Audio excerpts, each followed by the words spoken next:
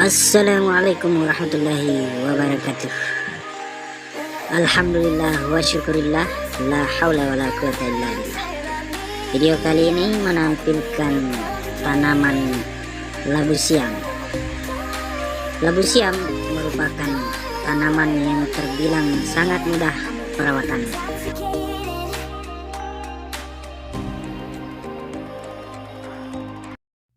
Tanaman ini kalau untuk di wilayah Lembah Napu, meskipun ia tidak disemprot dengan hama, ia tetap tumbuh dengan subur.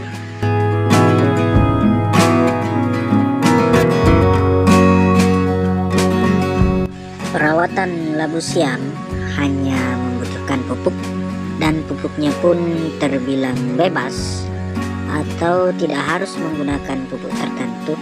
Hanya saja tanaman ini sulit tumbuh subur di daerah atau sekitar rawa atau tanah yang memiliki kadar air terlalu tinggi.